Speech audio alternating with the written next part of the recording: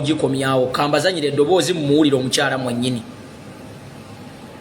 Omukyala mwasize mutya bakwano banange nsaba okubategeeza nze Kigozi Rose Nalubwama Lord Councillor oba Councillor omukyala wa LC5 owa Lubaga South B Mutundwe Kabowa Najjanankumbi 1 ne Najjanankumbi 2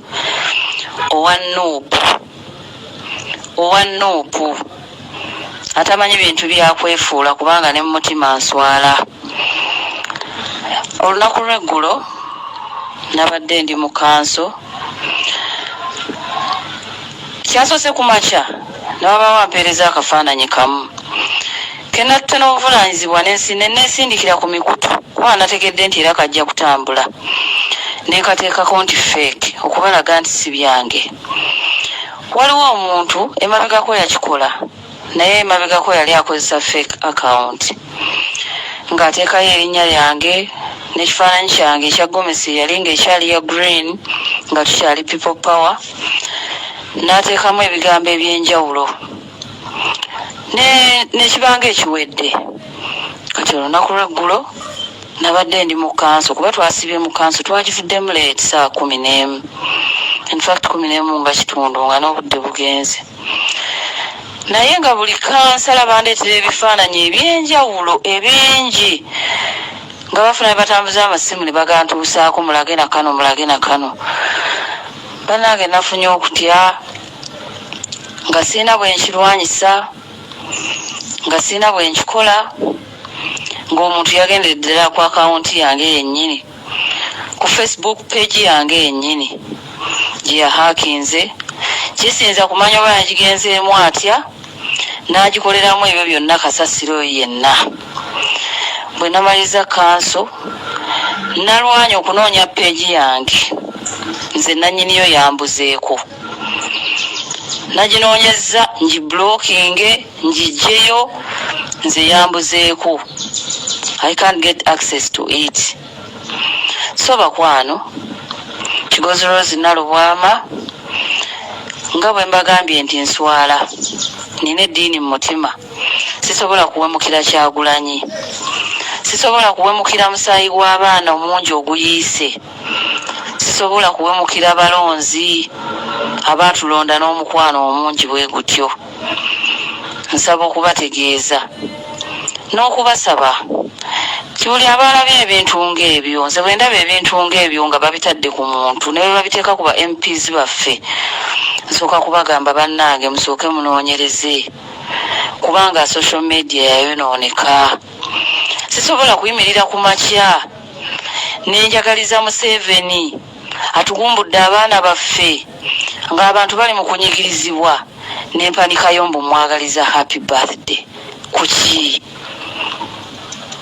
Ab'emikwano abalungi mbakakasa obubaka obusi bwange buli kyemulaba si kyange. Ekintu kyensobola okuwanikayo kiba kitwala Nuupu mu maaso. Pulezidenti yatugamba Kyagulanyi Ssentamu gwenjagala ennyo gwempa ekitiibwa n'obulamu bwange bwonna kubanga nze mmanyi nti nakati kyendi yali Kyagulanyi. Atugamba tulibalabira ku bikolwa byabwe nga bw'atugamba tulibalabira ku bikolwa byabwe Rose Katambule munaamulabira ku bikolwa bye ne mukompeyalinga n'ebigambo bye bamuwandiikako. Mbaagaliza olunaku olulungi. Mukama Katonda abankuumire.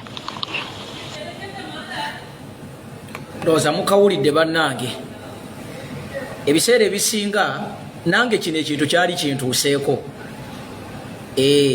naye bwe bampadde ka odi yaako ne ŋŋamba no nja kabazannyira kubanga kikola amakulu nga tona yanguwa kugamba kwegamba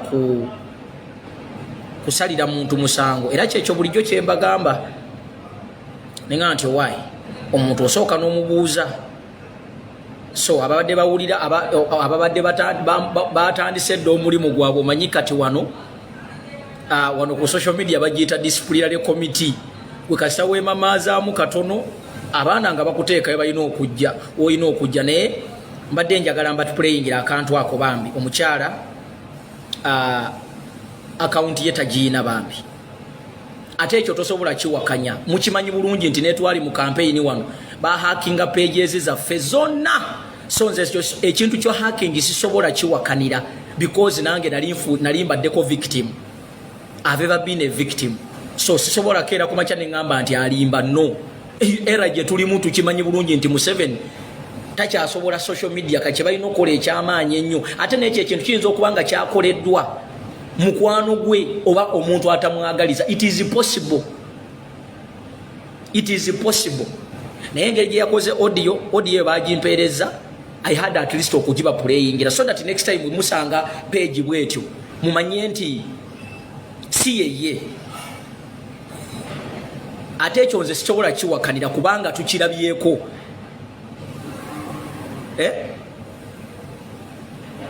Tukirabyeko ekyo sobola nakiwakanira. I cannot say mbwalimba mbu biki tukirabyeko nga ffenna kikola kitu affectinga. Nze wemundabira wano ndi mu suspension ya mwezi mulamba.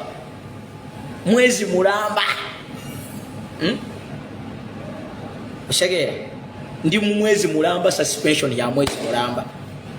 So I cannot say oba chichi because I know. So njagadde mba playing eddoboozi eryo buli muntu anaabawulidde ka audio yako buli munaddamu okulaba Facebook account eyo ng'eteekayo ebintu ng'ebyo mujjukiza abantu abo. Actually mbadde njaga muntagingire rapid media naye awulirize ka audio yako naye ne bwemulaba temugize njaka muweereza. Waliwo ambuuziza nti gwe ezo saawa mmeko neebakako ddi bulijjo gw'obadde ontwala mu buliri oba bwe mba ngenda okwebaka nkubira essimu nti jangu onnyimbire ennyimba z'okwebaka oyagala kummanyiira oyagala kummanyiira oba nze ndi mwana wa nnyoko wamma bane mbadde nkyabagamba. So ye ensonga eriwo. Ekyokubiri nziramu okubajjukiza naddala abantu abali mu America. Abantu abali mu America mugenda kubeera ne demonstration. So tubakunga mwenna tubajjukiza muveeyo mu bungi banange gwe guno omukisa okuvaayo. Nababulidde dda akakodyo ke tujja okukozesa. Akakodyo ke tugenda okukozesa mwesooka ebifo banange mugende mu demonstrating nga muli bangi. Action day twagala ebeere y'amaanyi. Twagala ebeere y'amaanyi buli muntu. Kati nze singa mbadde eyo nandibadde nsula mu ngatto. Nsula mu ngatto zange nga nzisibye bulungi shoelace buli naku ngenda nzikeberako. Mweteeketeeke eneberenga Christmas. Omanyi mu Christmas twaberanga ne nga womanya nti enkya Christmas osula mu ngatto yo nga toyagala bagikubbeko baganda bo. Kati mmwe abali e US musule buli lwozo kukakwata ekipande kyo kiteeke mu nkwawa muno bwoti. Kwata ekipande kyo okwate ne transport wo okwata amazigo chupa ye ey'amazzi ogiteeke mu nkwawa buli lwozo kukabwoti ng'ogikeberako ekipande kyo ng'okikeberako wali mu kasonda. Buli lwokola bwoti ng'otunula ku kipande kyo ng'okwata ekipande kyo musulenga muli bulindaala. Webagambira nti get on your marks set go. Ofumuuka bufumuusi misinde. Ofumuuka misinde. Osegeera ofumuuka bufumuusi misinde. So abantu b'omu America mwe mulidde empanga kijja kuba kya buswavu nnyo okulaba mu abantu abali mu America abali mu ezo ensi ze twegomba nga n'okugenda okudemonstratinga babeegayirira bwegayirizi. Osegeera sula n'ekipande kyo mu nkwawa sula ne transport wo. Osegeera uno olunaku mu lwesunga nga bw'ola weesunga Christmas. Wali Christmas ffe twasulanga n'engatto zaffe nga nsula njambadde. Naye bannaye ati kaduuka nno naawe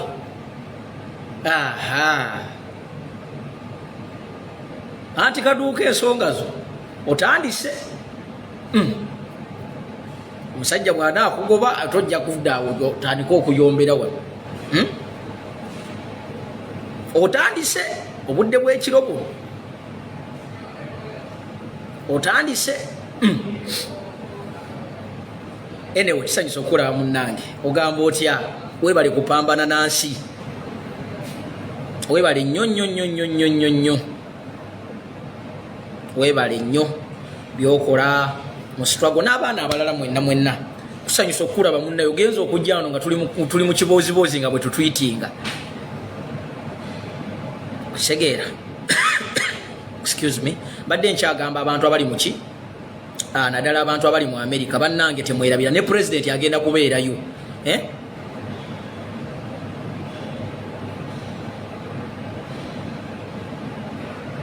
ne president agenda kubeerayo osegeera so baganda bange mwenna naddala ab'omu America mwe mufunye omukisa okubeerako ne president omaye abe South Africa bakamuta abe South Africa bakamuta kati mwe mugenda okufuna omukisa omulala osegeera so mukozese advantage eno abe UK namwe mweteeketeeke muganda affe Kabuye Boston ne tiimu yammwe yonna banaye mutegeke California simanyi Massachusetts mukiyita mutya Massachusetts oba Massachusetts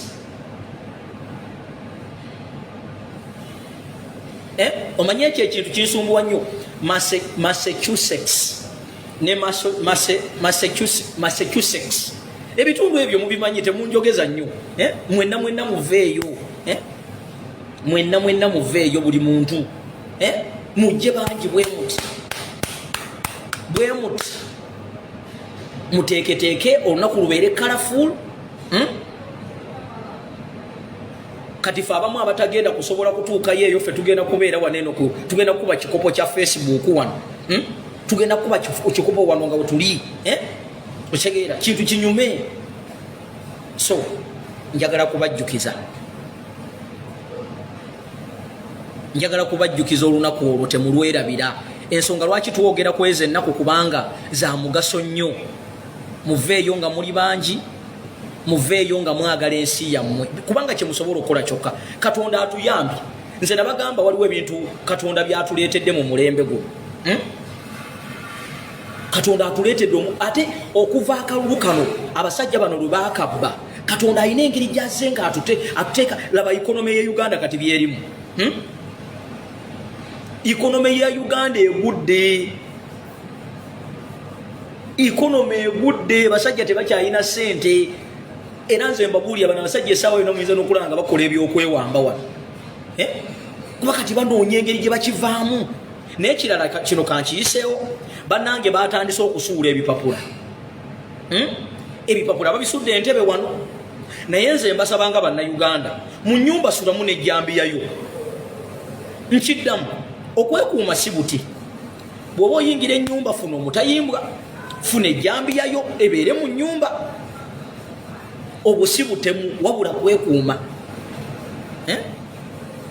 okuba kuyita kwekuuma ennyumba etaliimu jambiya ennyumba etaliimu mutayimbwa ennyumba etaliimu asidi bano abantu bagenda kubatematema gavumenti yalemererwa dde okutukuuma kati mwekuume abasajja abasuula n'ebipapula ne baba ne bajja ne batema n'abantu bannange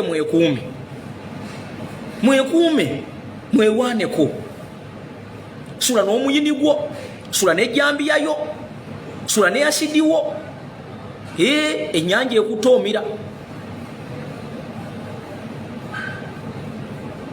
ekutoomira tujja ne tubagamba ebintu bino ne mulowooza byakusaaga yingira ennyumba ekirungi mumanyi amajambiya gye bagagula funa ejjambiyayo giwagale bulungi ebeere mu nsonda wali kubanga kati byakwetaasa abantu basuula n'ebipapula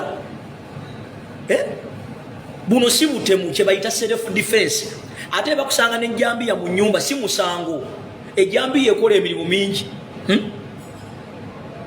kwetaasa sula n'akacupa kaakasidi nze babuulira 24/7 eriiso weebakiseeko limu bwe riti kubanga gavumenti eremeddwa okutukuuma kati mulowooza ani agenda obbawo obukuumi mwerwa bannaye mwekuume funa omugo gw'omulungi ng'eno mu maaso munene bwe guti obeere nagwo mu nsonda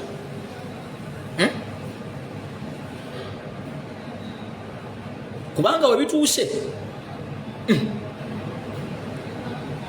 basajja kati batutemula tulaba bwe tuti kati mwere tubagamba ebintu bino nga mulooza byakusaaga. By the way, it is not a joking subject.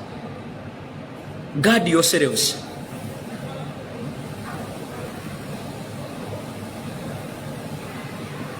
Wawulira omuntu amenye ennyumba bw'oba olina akacupa ka asidi muyiire agende. Naye bwe munaddawo mulinze gavumenti eno gavumenti eyabalimba masiki nebalimba radio nebalimba TV nebalimba biki kati iyo yagenze dde okubuukiramu kati buli agenda okufuluma eggwanga mbu wakusasula $10 naye bannaye kiki kye mutabbye basajja mmwe ne bakazi mmwe tayimu egenda kutuukanga n'okubeera omunnauganda okubeera omubezi munnayuganda ng'olina okusasula ogamba otya omuntu afuluma ogenda okuyiiya 1,000 nti olina okusasula $10 kwegamba oli asasula okufuluma eggwanga lye eno gavumenti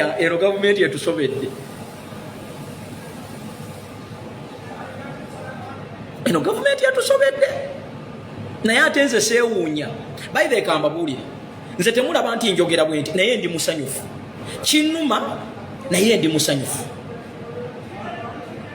nze buli ekihapeninga saawa zino mu Uganda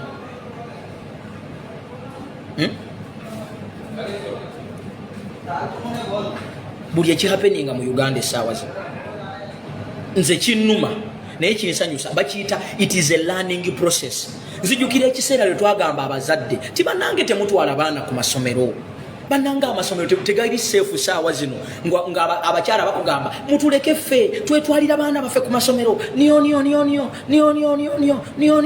kati mubatwale ku masomero netugamba nange twekwatire wamu twerwaneko nga bali bakuwoleza ffe tugenda kwekolera mirimu gyaffe ffe tugenda mu kufumba mmere yaffe ffe tutwala baana baffe ku masomero nakati mubatwale. Kino bakiyita kimansa nnaku eno bagiyita mpaawo atali kaaba wano we tuli buli muntu agenda kukaaba oba oli wa NRM oba toli wa NRM oba oli munnabyabufuzi oba toli munnabyabufuzi ogenda kaaba. Kati wabaddenga wa abalimi nga tebabifaako baleese etteeka ly'emmwanyi simanyi oba mwalitegedde ndi basomereko abalimi b'emmwanyi mwalabye ku tteeka ly'emmwanyi oba temunaliwulirako mwaliwuliddeko mwawulidde ku tteeka ly'emmwanyi mwe ababadde beesunga emmwanyi bwe bakusanga ng'olimye emmwanyi ekyasinze okunnyumiramu kyekino bwe banaakusanga ng'olimye emmwanyi nga toyina layisensi nga tewafuna lukusa emyaka eki 2 mukomera ku mwanyi yo ku nnimiro yo bagenda kusiba emyaka eki bw'onaaba ofunye sidiiru ey'okutunda akamwanyiko togenda katunda olina okugenda mu kitongole kijje n'omuntu waakyo mubale emmwanyi eyo egenda mu ssente mmeka akuwerekere mpaka gy'ogenda okugitunda. Bw'onaamala okugitunda ndooza akasente mwegabire wakati ku mwanyi yo ku ttaka lyo oba ebyo mubadde mubimanyi kati nze ebyo nze ng'omuntu binsanyusa. Omanyi lwaki binsanyusa? Buli sekita egenda kufiiringako ku gavumenti eno buli sekita egenda kufiiringako obulumi bwa gavumenti eno. Kati abamu mubadde mwekwese ku mobile money bagiyingiridde abamu mubadde mubeera e Bulaaya ne munywa waragi ne mwewaana ne muvuga emmotoka ez'ebbeeyi kakati akawunti zammwe nazo bajja zikyalirako. Naye ate nze ekyo sijja kiteekako nnyo maanyi kubanga bayinza okubanga batuugula naye nze ekibanga kizze sikirinaako buzibu nze njagala buli muntu bamunyige mu ngeri ye, buli muntu njagala bamunyige mu ngeri ye, buli muntu banetwabonabona n'abakyala katubaga bannange mukwata obusente mu butereke mulinde temutwala baana ku masomero nga bamaama batugamba abafumba emmere temutunyumiza ffe muzeeyi yatuwa emirembe muzeeyi yatuwa otulo kati mwebake ogenda kuyingira ku makya kafi akulinze abatemi b'ebijambiya weebali emiggo weegiri abasirikale babakuba emiggo kino bakiyita kimansa nnako kino kwega buli woogenda okudda bagenda kunyiga mpaka lwe tunaddamu amagezi ne tugamba nti naye abange kikikyo kati ab'emmwanyi mubadde musirise nga muga Africa Star tulima emmwanyi yaffe kati nayo bagiyingiridde muyinza okulooza nti nnimba kambasomere wano etteeka ly'emmwanyi omanyi mwe bantu mwe bannayuganda buli kimulooza kyakusaaga eno gavumenti bagiyita mpaawo atali kaaba bagiyita ki mpaawo atali kaaba the coffee law yiino wano omunaamufunye obudde mujja gisomako kankibalage wano eno katono the coffee law bakubuulira ebiri mu teeka lino ery'emmwanyi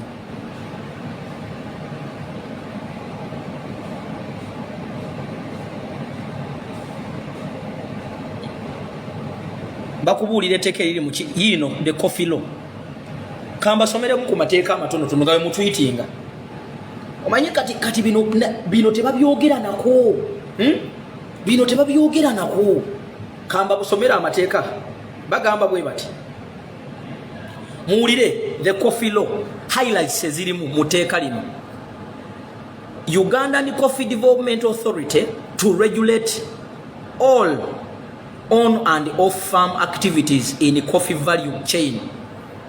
Kino ekitongole kye bayita Uganda Coffee Development Authority kigenda ku regulatinga kigenda kola ki kigenda kuba kiregulatinga value yaki y'emmwanyi yammwe. Tugende ku gundi ku point ey'okubiri kino ekitongole kigenda kola ki ulira all coffee farmers to register with UCDA at no cost and be issued with identification number.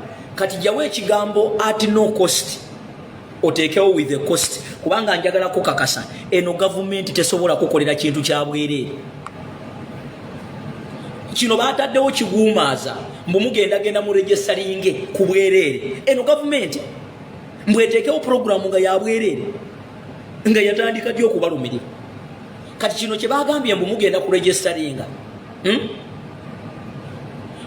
musimanyi registration egenda kuba ya bwerere. I can automatically assure you mu Uganda tewali asobola kukolera kintu kya bwerere. Eno government esobola kuyingira mu kintu nga temuli sente. Actually bagenda kola bwe bagenda kugamba bwo oyagala bakuregisteringe mangu ofune license teka mu kitu kidogo mwena mujja ku ending up nga musasulide registration mbabuulire ebiriwe ebyaddala bimugenda okulaba mwe abalimi b'emmwanyi namwe baba kimi tugende mu maaso.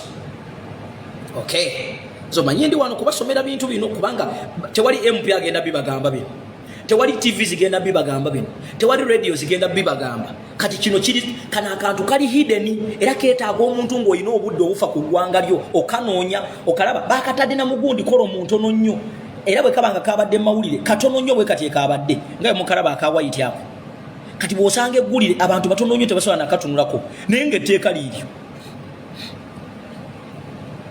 etteeka liiryo bino tebasobola byogerako. Okay tugende mu maaso. Tugende mu maaso. Ekyokusatu mbabuulira ebintu ebiri muli n'etteeka.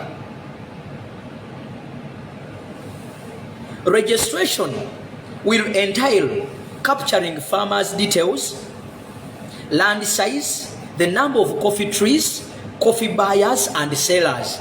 Mu tteeka lino ery'okulima emmwanyi bagendereddwamu kumanya bintu bino wammanga omulimi ditewuzizo gwani alime mwanyi ettaka kwolimire mwanyi lyenkana litya oyina emiti oyina ebikolo bimeka ebyemwanyi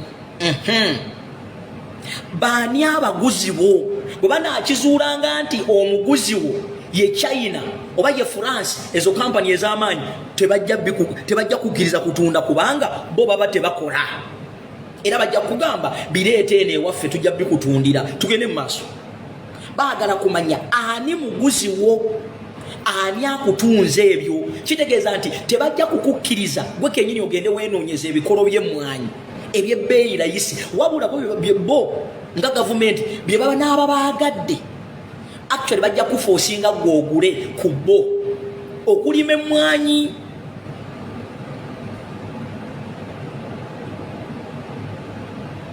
osegedde mbagambye tebajja kukkiriza ensonga lwaki bagenda kuteekinga details zo kumanya ani gwogulake eki ebikolo ani gwotunza tugende mu maaso eteeka eddala kati bino tebasobola byogera ku TV nedda ku TV bagenda bateerako babadi bulaaka abalwasa babajjo baani ebyo tugende mu maaso ekitongole kino UCDA to use farmers information for provision of services kati wulira akatego kano nti kino ekitongole kigenda kukozesa details zo mbwokuba wa services naye nsobola okukakasa nti si ekigendererwa kukugoba mu katale bwe banaazuulanga nti ewa mutabani ew'omwami gwe bayita Baziriyo ayine emmwanyi nnyingi ate asobola okwetengerera gwe tebajja nakuwa license oba bwe naabagikuwadde bagenda kuteekako amateeka nga galiwa bw'oba ogenda okulima tutegeezeeko emwanyi yo bweyengera tutegeezeeko bw'oba osuubira okugigula actually bajja nakutrackinga bajja nakumanya mangu nti gundi owa mwami Baziriyo yayengeza emwanyi ye n'okusindikira abakutemula oba okusindikira abakuwamba bwe bajja kumanya nti watunze kati look at kino ekintu kiri dangerous nnyo nti omuntu bw'akuwandiika abeera ne details zo in that case nja kuwa ekyokulabirako kati for instance otunze ensawu ze ez'emmwanyi katugeze ensawu 5 jukira tebakukkiriza kuzitunda nga toyise mu kitongole olina okugenda mu kino ekitongole kati kino ekitongole ekibuuzo kiri kimu ku gavumenti ya Museveni gye mumanyi oyinza okwesiga ekitongole kyonna olaba bakuteega waakajja ssente mu banka olukwe lwalulukira mu banka kati just imagine olimye emmwanyi yo owezezza ensawu zo 10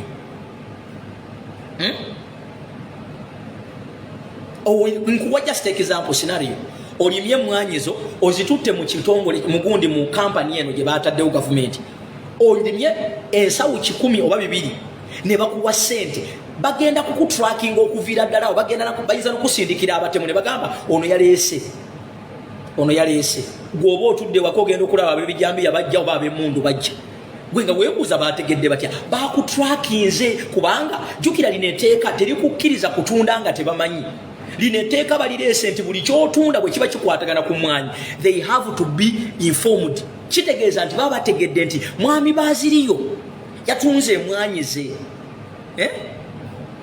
mwami Baziriyo yatunze emwanyi ze ensawu mmeka ensawu 8 kitegeeza nti alinamu miliyoni ze nga mmeka kati awo bajja kuseetinga kuviira ddala eno tugende mu maaso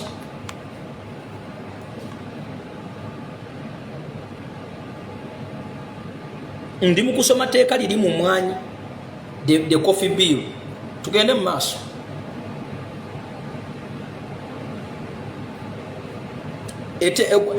mulimu akawaayiro kano nako wulira a person shall not operate a poultry owulira buy coffee grade coffee for internal marketing roast coffee brew and operate a coffee shop or a coffee store, operate a warehouse or a coffee hauler, process or export coffee on commercial basis without UCDA license. Ulira kama bagambye tewali muntu yenna agenda kukirizibwa kugula kofi oba kugradinga kofi oba okuoperatinga edduuka eritunda kofi oba kaawa, oba tewali muntu agenda kukirizibwa kuoperatinga warehouse. Oli mukyalo olinayo ka warehouse ko togenda kukirizibwa n'okutunda. Ulira kano togenda kukirizibwa kutunda kaawawo ku commercial basis nga toyina license.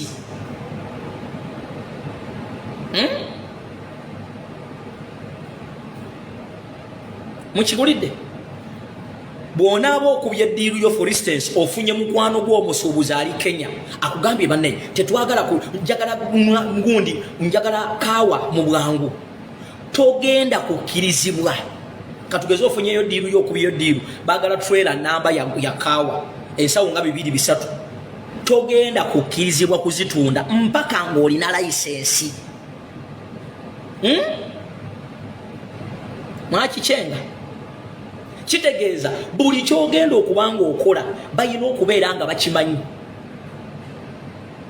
Okyegedde tugende waddako kati laba kano. All coffee nursery beds operators to be licensed and regulated by the UCDA.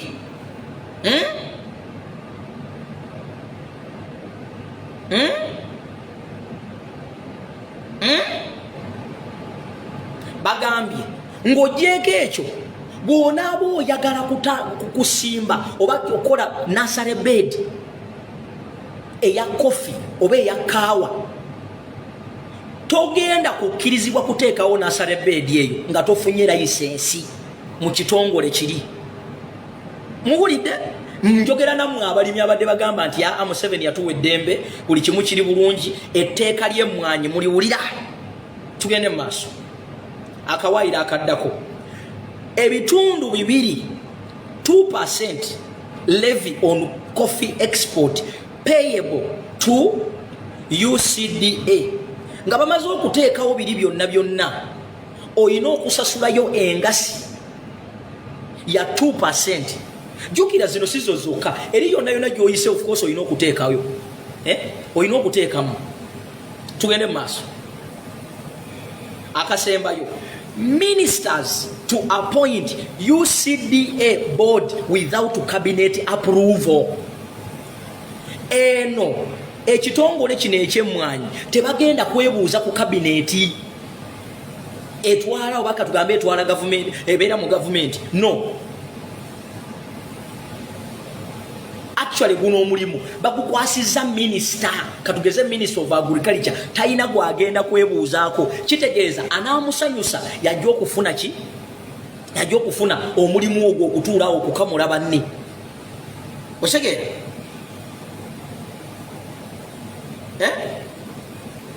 Yagenda okutuulaawo okukamula abanne. Tugende mu maaso. Kati penalties zizino singa ofailinga, singa olemererwa okugoberera ebintu bye batadde mu coffee bill eno, gegano amateeka oba penalties ze bagenda okuwa. Muwulirize bulungi. Ekisooka penalties. Farmers who will fail to meet the standards set by the government will be deregistered. Nti abalimi mwenna abalime emmwanyi bwe munaalemererwa okugoberera amateeka aga gavumenti gebawadde waggulu awo, license yo bajja gikujjako. Naye si bwe kitegeeza kibategeeza kikino, buli anaalemererwa okuwaayo kiitu kidogo gwe tebajja kuwa license. kitegeeza ne bwoba oyagala oba toyagala ojja kumalaga waayo osege olw'okuba oyagala okulima emmwanyi kubanga gyosigaza yokka. Naye kino kye bataddeko ne bagaa simanyi mbu gavumenti tejja kuwa layisensi sikeeka kodyo. Kino balinganga abagaa nti bw'ona alemererwa okuteekamu tebajja kuwa layisensi ate batakuwa layisensi tokkirizibwa kulima mwanyi. Nkiddemu bwe batakuwa layisensi ne bakusanga ng'olima emmwanyi ogwo musango. Tugende ku kibonerezo ekyokubiri. Ulira kano ulira ku punishment eyokubiri gye bakuwa. Bajja kuba bakuwa 2 years jail term for a farmer who fails to take good care of their coffee plantation. Ulira okunyooma kuno. Bwe banaakusanga ng'emmwanyi zo zikaze obanga tezirabika bulungi ng'olemeddwa okuzirabirira nga bw'olabirira omwana, ng'olemeddwa okuzigulira amata, olemeddwa okuzigulira omunnyo, olemeddwa okuziteerako music zizine nga bwe zikola ki bwe zikula. Actually, in actual sense, emmwanyi zo bwe banaazisanga nga zikaze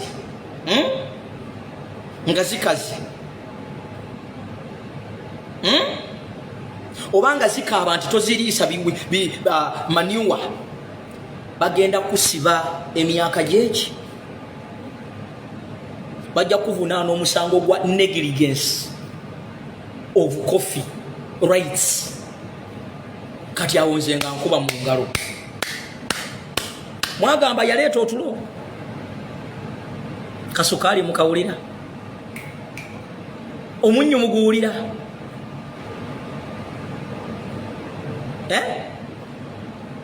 omunnyo muguwulira. Kati abaawozanga muzeeyi yatuwa eddembe, bannange ffe tulima emmwanyi yaffe. Naye ekibuuzo kye mbuuza kikino, simple question. Abali mu gavumenti muleeta ddi etteeka ly'amata?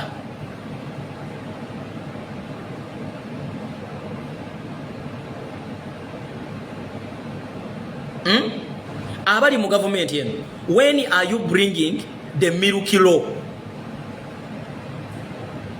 Ekibuuzo ekyo kyangu nnyo, twagala mutuzeemu ansa eri simple. Kale muleese coffee law, thank you very much. Etteeka ly'amata mulireeta ddi? Naye bannayuganda mbabuulire, bajja kutujooga paka lwe tuliddamu amagezi. Nze bino byonna mbyagala, yadde binjigiriza mbyagala. Kubanga bwe twabagambanga nti bannange mu Uganda muno tewali ali safe, nga muwoza kimu ffe tugenda mu disco, ffe tugenda mu disco, ffe tukola tuli ku mobile money zaffe, ffe tuli mu zaakedi, ffe tuli mamwanyi yaffe, ffe tukolera abaana baffe bagenda kusoma. Anti kasita mwebaka otulo. Naye nina ekibuuzo kyange mwe abantu abatukulembera, etteeka ly'amata mulireeta ddi? Namwe muleete etteeka ly'amata, kubanga mwe mwekka mwe muyina amata. Naye bantu mmwe tujoogeddwa. Ekisinga okuneewuunyisa nti abakulembeze baffe bino tebabyogerako, tebabibuulira bantu, n'abantu bennyini. Omunaasonyiwa okwogera ekintu kino, ffe abaawano tuli mu kutambuza myoga. Tuli mu kutambuza myoga. Ye mwawuliddeko nti bali mu kuleeta etteeka ng'engoye bagenda kuzipima mu kiro. Engoye bagenda kuzipimanga mu kiro. Engoye ogenze mu Owino, engoye ozipima mu kiro ng'osasula omusolo gwabwe. Oba bino ebintu mubiwulira, oba mubitegeera, oba mulowooza tuli mu komedi? Kati bano abakulembeze bali mu myoga. What is myoga? For heaven's sake, what is myoga ku Uganda nga bwe tuyimiridde? Nze ng'omuntu mbabuulire, I'm very happy. Si nti oba nti nsanyuka lwakuba nti nina omutima omubi, but ffenna tutestinge ku bulumi buno. Twagambanga abayimbi wano nti baganda bange muyimirire ne pulezidenti waffe nga bawoza kimu tugenda kulonkinga. era bakolanga nnyo show. Nze mu bintu byonna bye neebaza covid okujja kwe kulaba nga omuyimbi we Uganda tayimba. Buli lunaku buli lwenfukamira bwe nti ngamba Katonda nti yongeramu ate singa Mukama nyamba mu abantu abali mu Bulaaya ne mugoba abayimbi bano ne bajja tujja ku aba abayimbi beetaaga badde balime kalitunsi. Ekisinza okutuluma nti mu abantu abana Uganda abali mu diaspora temutuyambye. Omuyimbi n'agenda ewa Sali Musale n'afuna essente najja ne gye muli ne mumwongera endala bakitamwe ne bannyammwe baabaliisa mmere kimu abantu abali mu diaspora tugimma abaana. Mu abantu abagenda ne musasula ssente ne mulaba abayimbi Katonda atuyambye bali mu kubanyiga waka. Ate bazeeye ewammwe mugenze mubala lwaki tebagenda ne bayimbira obutebe obukalu. Lwaki tebagenda ne bayimbira obutebe obukalu? Abo abayimbi balina kubeera wano Uganda nga beegatte tutereeze eggwanga. Naye sebo bajjeeyo ewammwe gye muli gye muswetinga okufuna akasente kammwe naawe otwale omuwe.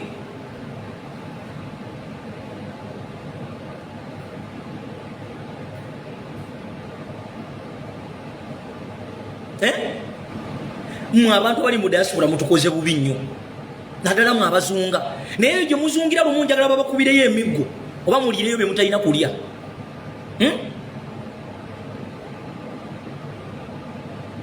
Abakulu bali mu myoga bannange emyoga. What is emyoga ng'ensi eggwawo? Ffe kye tukozesa omukisa guno tumobilizinga abantu baffe. Abantu mulina kubongera busungu. Bw'ogenda mu constituency gamba abantu naye bigenda mu maaso mubiraba oba mutemubiraba.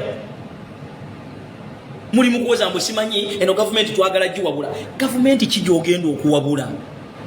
Gavumenti ki gy'oyagala okuwabula? Amazima ga Katonda, gavumenti ki gy'oyagala okuwabula? Tubeere sinsiya.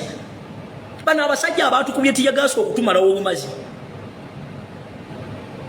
Bano abaatukubye tiyagaasi bw'oyagala okuwabula. Bano osobola obbawabula bano. Omusajja atukuba tiyagaasi wano.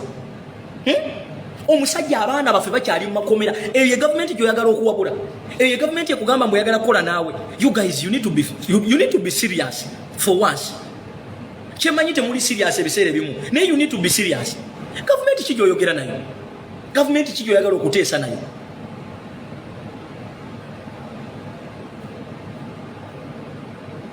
Katubaddengawo nabana ababeera mu biyumba nga bawagira mu 7 kansuubire nti mmwe muli bulungi.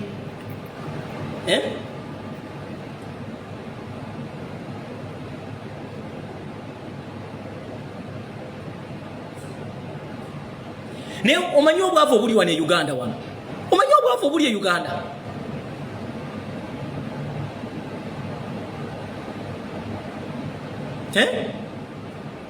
Abakulembeze abaagala obukulembeze eno essaawa tulina kwongera bannayuganda busungu.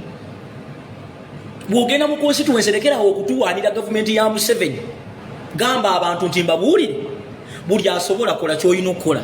Muvemu ebyo ebiboozibozi mbu twagambye gavumenti egenda tuteerawo oluguudo. Twagambye gavumenti omanyi kati ffe oludda oluwabula gavumenti. Eno gavumenti tebagiwabula. Eno gavumenti tebagiwabula. Teyina kyetamanyi. Abasajja babadde mu bukulembeze emyaka 4. Ogenda muwabula ki? Gwoza tebamanyi nguudo ze batazimbye. Olowooza tebamanyi miwaatwa girina kutereerezebwa. Kati osobola okuŋŋa nti mbweno gavumenti emanyi bijambiya bino gye biva. Ani akulimba naawe nga waliwo ne evidence? Kati kambuuze kiki kyogenda okugamba gavumenti eno kyetamanyi? Kiki nti ogenda kugijjukiza nti ekole ki? Ekyamaanyi kye tukoze nga Nuupu kubalabisa kubanga batya nnyo okubalabisa naye tosuubira nti balina kye basobola okwongererako. Eno taamu ya NRM yakimye ebintu 2 ku 3 nze bye mmanyi bye ndowooza. Ekisanja kino ekya 2021 NRM ekimye ebintu 3 ku 4 bwe bino wammanga. Ekisooka eyagala kweddiza ttaka. Ekyokubiri eyagala kutufugira mu lockdown na kafyu mpaka lwenaamalako ekisanja kyayo. Era ndi wano kubakakasa temujja kulabako kafyu ng'avuddewo. Covid we Uganda agenda kubeerawo nga n'ensi endala zigenda mu maaso. ekyokusatu baagala kuleeta teeka kubanga bategedde tebakyalina popularity bajja kufumba etteekaawo ng'abasinga abakulembeze mu parliament be balonda president eno Uganda tekyaswala eswaza buswaza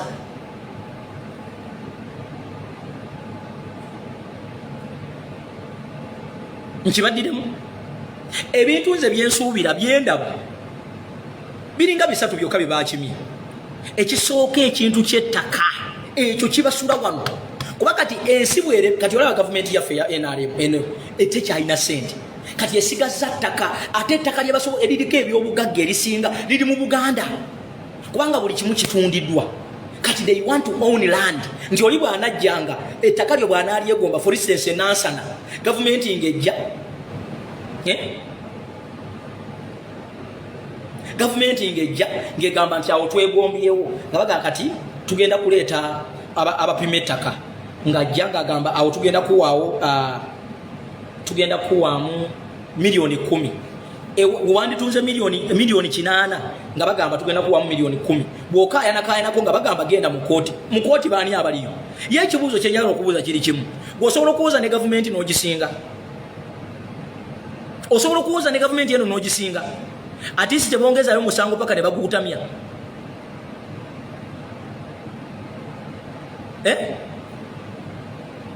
tebongezayo musango ne bagukutamya bano ng'osobola okubuuza ne gavumenti eno ku ttaka can you even otandikiramu kati kino kankibagambe nga sikirumamu temusuubira kafyu kuvaawo. This is another project one eyambako gavumenti eno okwesasula mu ngeri yaayo era mwabalooza nti kafyu agenda kuvaawo. This is a blessing in disguise ku gavumenti eno.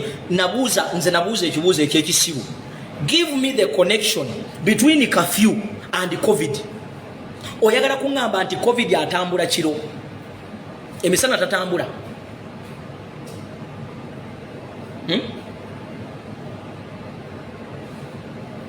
Ate abantu bangi bagenda kuttibwa mu biseera bya kafyu bino. Oba kati omanye ekiriwo, abasajja bakusanga ku street wali nga toyinaamu, omusajja akubba essasi n'agamba nti obadde odduka ogenda muwaabirawo.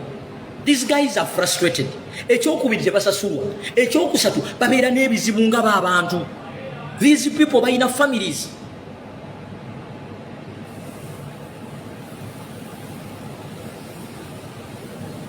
Nemwe ekyo muganyo kiraba, nze neewuunya nakuba wano omulanga era kino njagala kisaba ababaka ba parliament. You guys mulwane nnyo ekintu kya kafyu kiveewo, kubanga kafyu agenda kuttisa abantu. Kafyu agenda kuttisa bannayuganda, bagenda tukuba amasasi, bagenda kutukuba obutayimbwa, bagenda tutemaatema ebijambiya in a pretense of kafyu. Kino ekintu mukyakirabanga ekisaaga. It is very dangerous. Gomanya abantu meka bafuna accident buli naku nga badduka nga baagala kwewala kafyu. Abantu babatomera, abantu bafa. Kati mu kibuga omukyala ayinza okubadduka obudde bwa kafyu mukutte nagwa mu kinnya n'amenyeko ekigere. Kino ekintu mukirabanga ekyokusaaga, but this is kano kattiro. It's a death trap.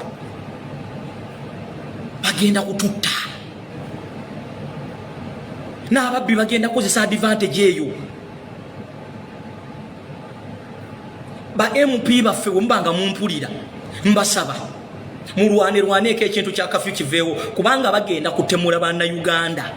Nze mbabuulire, gwokimanyi nti kati buli bantu abasinga balinda budde bwa kiro kafyu, ti n'abayaye bajja kutuuka ekiseera nabo beekolengamu omulimu. Mujja kusanga abantu saawa 12 nga batambula n'amajambiya nga batadde ku road block. You don't know where we are heading. Bino mukyabirabanga ebyokusaaga. We are heading to destruction. Ensi bw'ebeerawo nga abantu bayingira ku makya saawa 12 ne batemaatema abantu.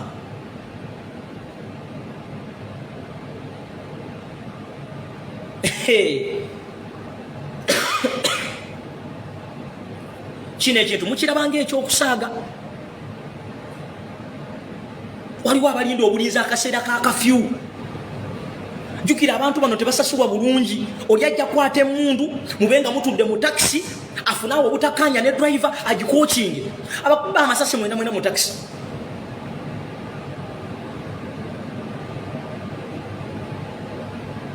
ajja kubanga emisana lyonna ali confused family yote ina kyerya ajje ekiro okola omulimu gwa patrolling nga munyivu zemba mulinde mujawulira amawulira ago omusajja ajja koachinge emundu nga muyimiriddeawo aba amasasi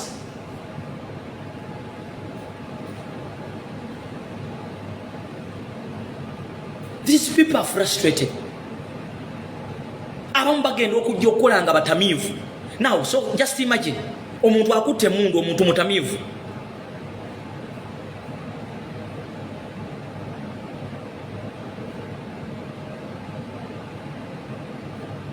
ba MP baffe ba councillors ba road mayors address the issue of curfew abantu bagenda kufa mwe banna Uganda gwe nange batugenda kufa nze mbabuulira in the pretense of curfew we are going to be eliminated kubago just imagine batugamba tubeera mu curfew abantu bayingira sawa 12 abantu ne basuula ebipapula nti bagenda kutema abantu sincerely speaking ani atambula mu kaseera ka curfew babyakwerinda bana abantu abajja ne batemanga balina confidence eno bagijjawa simanyi oba ekintu kino mwali mukitunudde mu baganda bange mubira bange ebyokusaaga eno curfew it came as a blessing in disguise era abakulembeze embeegayiridde if it means kukuba meza honorable Zaake Francis ne tiimu yamu don't look at this thing ng'ekyokuzanyirako this is a trap this is a trap bagenda kututta they are going to eliminate us bagenda kututta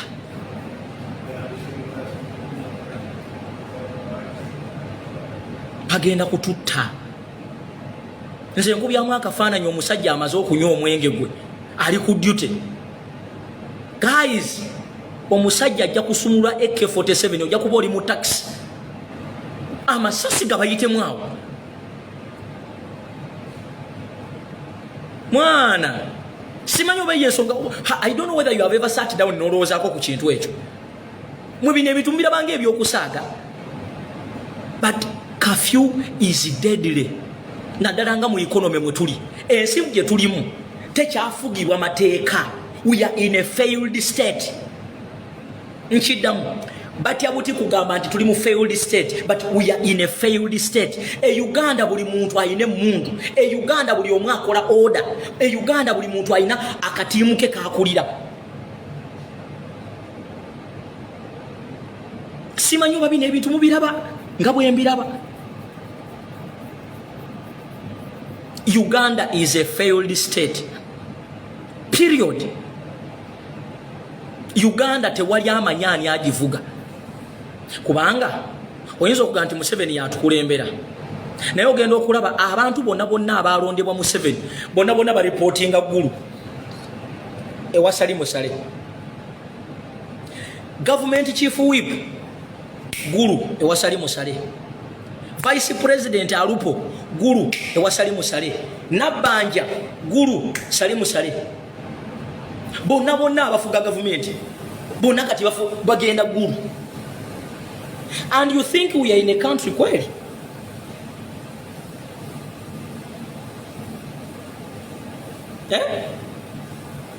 tulina okubuuza ani ali ni charge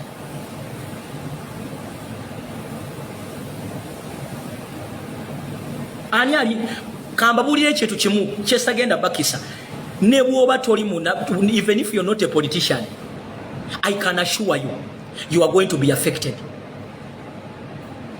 obubbi bugenda kweyongera ojja kuba otudde ku dduuka lyo bagenda kutubbanga saawa 11 ng'enseera babweti abantu bagenda kujja n'emmundu babateeke under arrest babanyage batambule bagende awo wetulaga ate mwe abalina bu mobile money mbasaasidde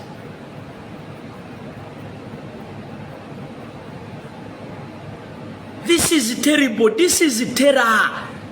Guys, you don't need to be a politician. You need to be real. No tunula nola bajiwaje tulaga.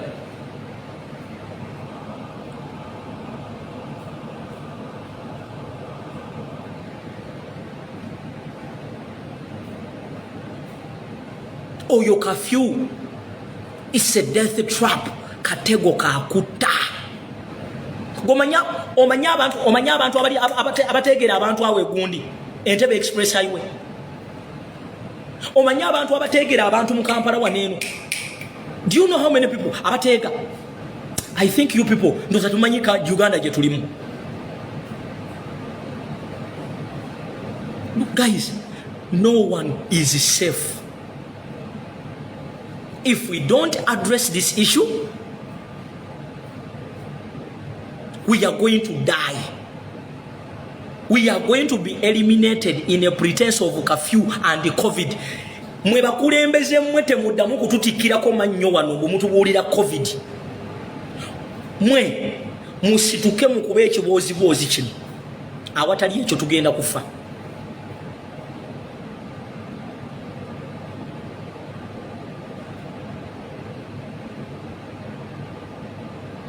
Tugenda kufa. You don't need to be noob.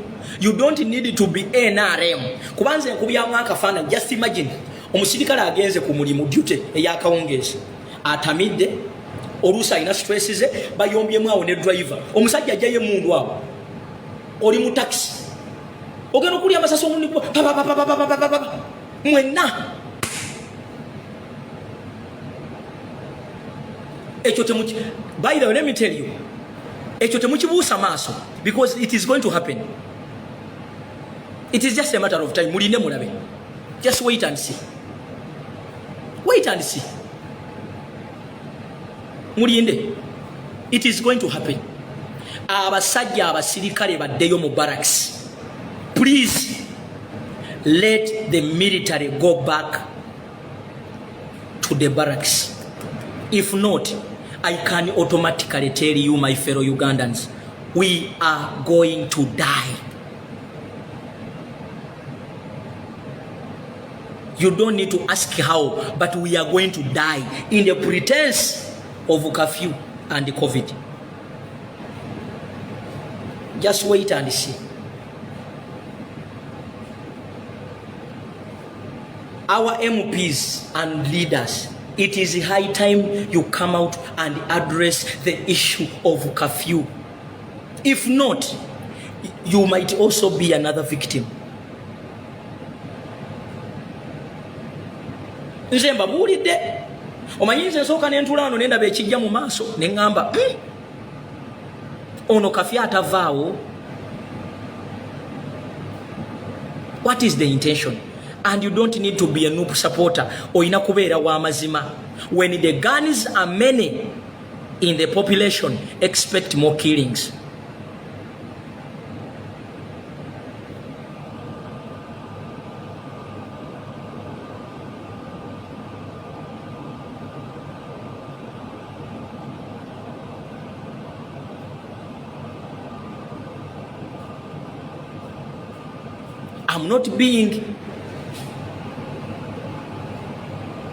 I'm not saying it. This one does not. Kino tekikwata ku wanuupu. Kubange babazo okubase n'ekiro mu kafyu tebabuuza nti gwe wa NRM genda. No.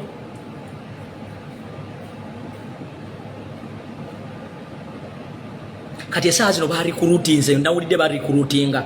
Busimanyi bagala omuntu ategera osobola okuyingira LDU. As a normal person, can you join the security forces of Uganda today? Can you?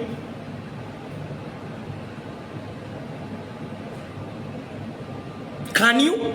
Waliwo muna Uganda omuvubuka ategeera asobola okujoininga security force ya Uganda anti recruitment. Nze nawulidde babiranga ne ngamba abantu bange bemanyi ne ngamba togeza.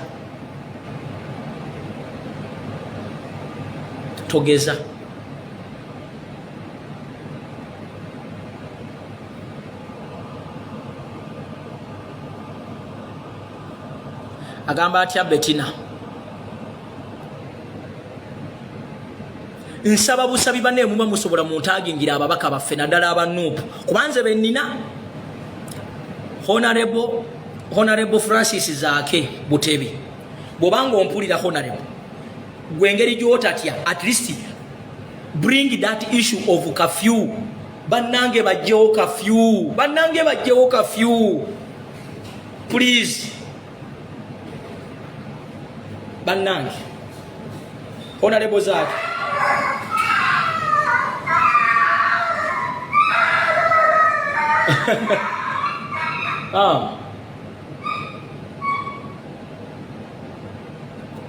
Maguja zibadde ki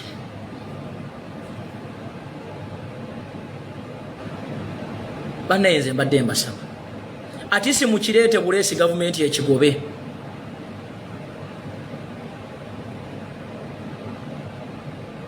naye nze mbabuulira Uganda eno buli muntu agenda kutuuka ekiseera nga otya n'ekisiikirize kyo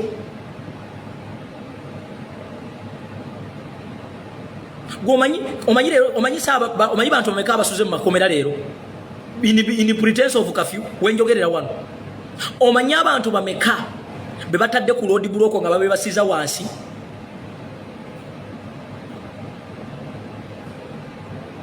I'm asking all sensible Ugandans, let us stand out to government. No, please, let us remove this curfew.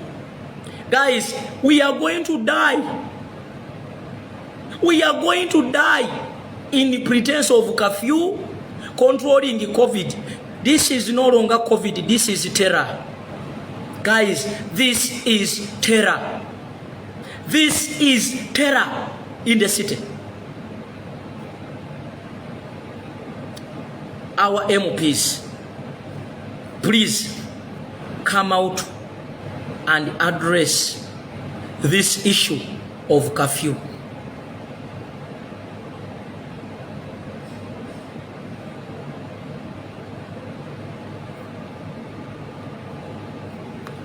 Mbegayiridde abaana ba taata mbasaba banga toyinza kumanya kigenda mu maaso saawa zino.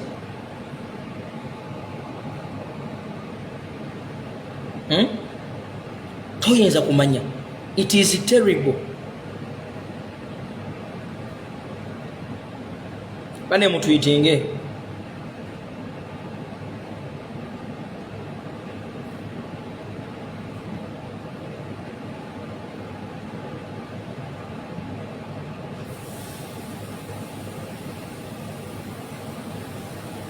bane betino oyagala okutumira mama okutumira bakola mu sente kale nkutumidde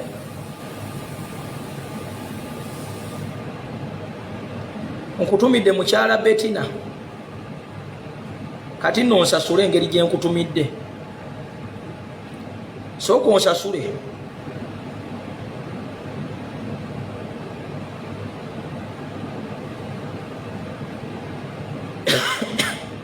semba buulidde bakyali bange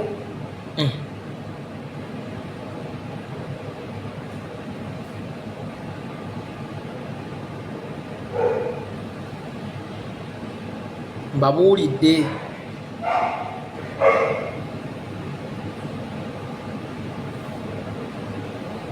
oyo COVID wa NRM si wakuggwaawo.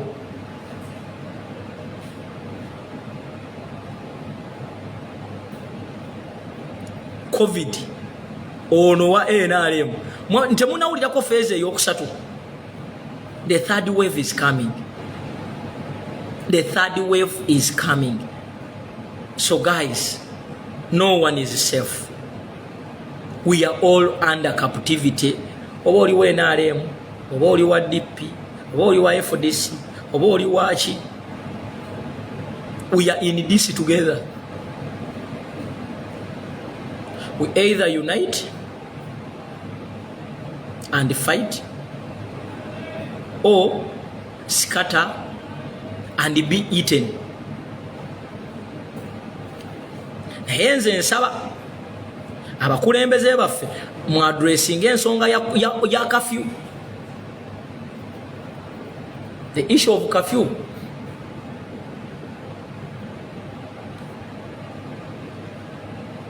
yetaaga kuba mutooki.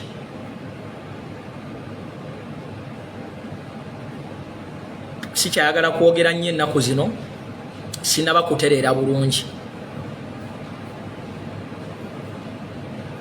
Era bwemba munzikiriza, munzikirize ngende ne mpumulemu bannange. Banga amazima go gali nti siryoke.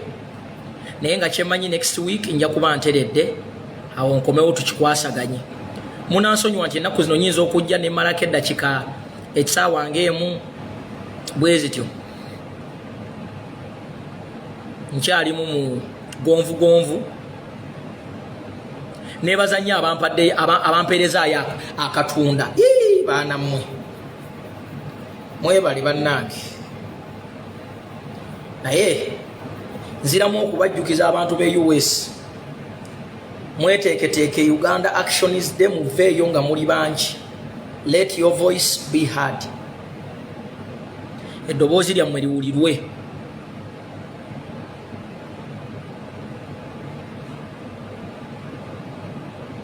Eddoboozi lyammwe likole ki? Liwulirwe. Muveeyo nga muli bangi, buli omu akole ky'alina okukola.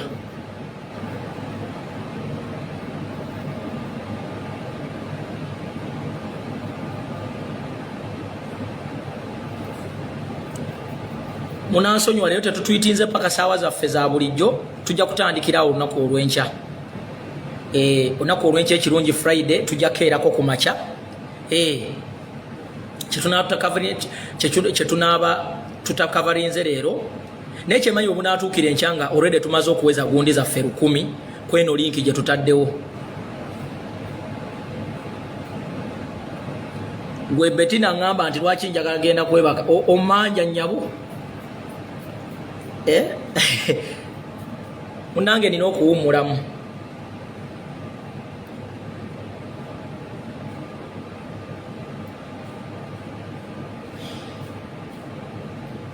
Sekuweereze sente z'akatunda olyoka ombuuze nti lwaki ngenda kwebaka. Oba tosobola kuweereza sente z'akatunda tonkooya. Naye nga enkya Friday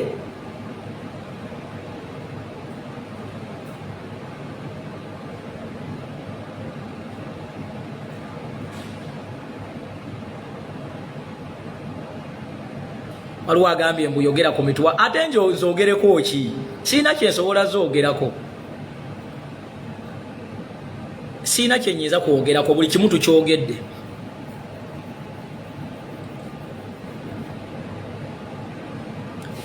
Ebyo ebimu sigenda byogerako, birina okubeerawo abantu bazuukuke. Ne bwe nabyogerako, what is going to happen to change? Tewali. Nze njogera ku muntu omu, njogera ku bintu bino wammanga. Muganda waffe Fred Lumbuye tumwetaaga twongeremu amaanyi. Abaana baffe abali mu makomera tubeetaaga twongeremu amaanyi. Basegirinya nabo tubeetaaga tubabanje. Then victory yaffe tujjukize bannayuganda nti kati saawa etuuse. Kambabulire ensonga lwaki tugenda kuwangula ekintu kino. 1. Economy egenda. 2. International community tukyagiina mu 5. 3. Ensi yonna yonna ekimanyi nti twawangula akalulu, nti Kyagulanyi Ssentamu yawangula akalulu mwalaali ne results weeziri. 4. Tukyayina sapoti y'abannayuganda. Oli omuntu ali e Buduuda, oli omuntu ali e Kamuli, oli omuntu ali eruuka akyatuyina mu trust. Ekyo kikulu. Bw'abanga omuntu wa wansi akyakukkiririzaamu kisinga feeza, kisinga emmundu, tewali kintu kya muwendo mu nsi muno nga muntu wa bulijjo. Ebisigadde byonna binoosobola okuba nabyo, naye kasita oluuzinga trust n'omuntu wa bulijjo, oyo maama atunda akatogo, oyo omwami avuga bodaboda, oyo omuvubuka akuba chapati, oyo omuvubuka agenda mu Owino n'asala endiboota, kasita oluuzinga trust yaabwe, kasita oluuzinga omukwano gwabwe, kasita oluuzinga omukwano gwabwe, kankubuulire ne bw'oba oyina emmundu ez'enkanawa, ne bw'oba oyina essente ez'enkanawa, ne bw'oba oyina akalimi akakonvinsinga katya, the moment you lose touch of the common person oba the common common figure owa wansi oyo oba ogenze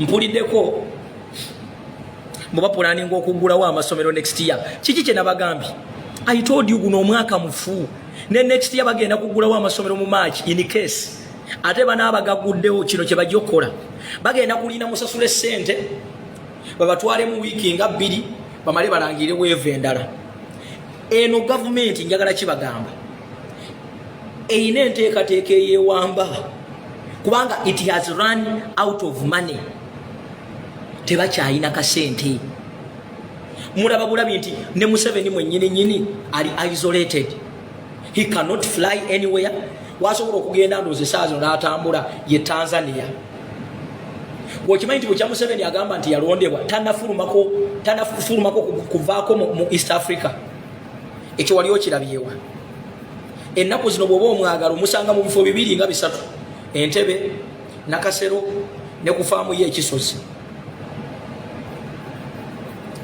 kyogamba yete yegomba agenda ko mu summit ze bayiseemu bakulembeze banne tebakyamuwa na invitation kati bayise president we Zimbabwe sorry we Zambia actually bayise ba president bonna yete bamuyise wekyoloza kiri oloza it is by mistake kitegeeza waliwo ekigenda mu maaso kiki kyenjagala obagambamu kwongera tokusa mukono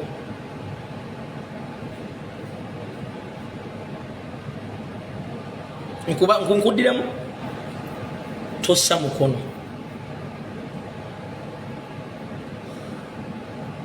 tosaki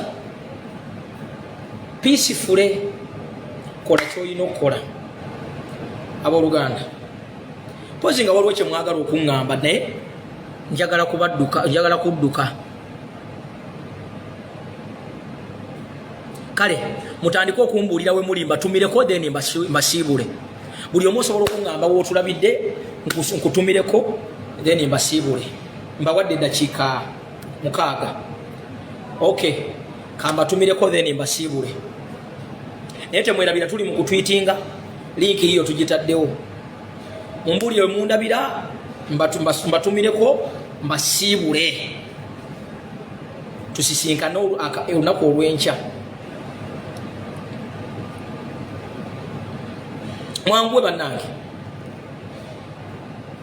Betino oyagala okwesooka nkutumiddeko South Africa waliwo gwe bayita Wanyama wali e Canada muganda waffe Kizito Mike okuva wali eri ewuyikwe Kiyindi naawe nkutumiddeko muganda wange gwe bali omulimu gwokola Betina lekeraawo already enkulabye lekeraawo Joan okuva wali e London nkutumidde Joan okuva wali e London naawe nkutumidde agamba atya mukyala Sara okuva wali e UK kutumidde nze kutua Ifel nkutumidde Maggie nkutumidde Sharifa nkutumidde Betina ozemu nkulengedde Irene okuva wali e UK nkutumidde Mukama mulungi okuva wali eri e Cape Town nkutumidde Kabugo okuva wali eri Pretoria that is South Africa nkutumidde Tiana okuva wali eri Real okuva Saudi wali nkutumidde Farida okuva wali eri Saudi banange nkutumidde Joan ozemu no commentinga Queen Ketra okuva wali eri Saudi nkutumidde Prosi nkutumidde Maggie okuva wali Denmark nkutumidde Lucy okuva wali eri Cape Town nawe nkutumiddeko mwangu wemba wadde offer olabe mutandise okwemanya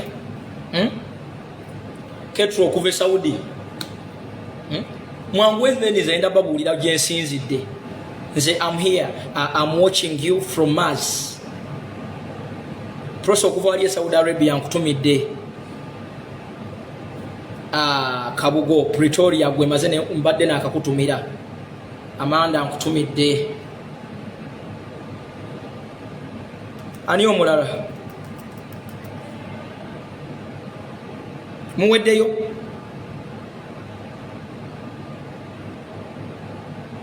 by the way encha waliyo IMF amasa agambye ali mu fumbiro lya Muwarabu webale kola encha tugenda kuswama IMF by the way nakano kankayiseewo encha ku saawa 4 ku NTV kugenda kubeera ko program musimanyi bagenda ku discussing about democracy nawo bwe tunaabagwikiriza tugenda ko tutekeko information yaffe bagifune ekya tulina n'ebintu bingi tulina ebintu bingi ebyokukola olunaku olw'enkya tusabe Katonda atuwa obulamu atuwangaze tusinkane olunaku olw'enkya mukyala Grace okuva wano e Kampala gwe nkutumiddeko kubanga manyi kye kiteekinga okubanga kwoli olaba live data wa buseere newe bali kukola ki kutulaba Junior Ronnie okuva wali e Kawempe Magi Media International nkulengedde Halima Nansamba okuva wali e Dubai kutumiddeko Joyce Gift okuva wali e Cape Town kutumiddeko Bettina nawe ato kisuusiza Bettina okisuusiza nnyo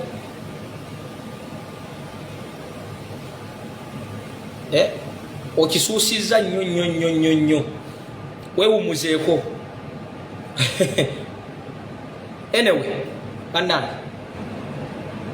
munzikirize mbeerekereze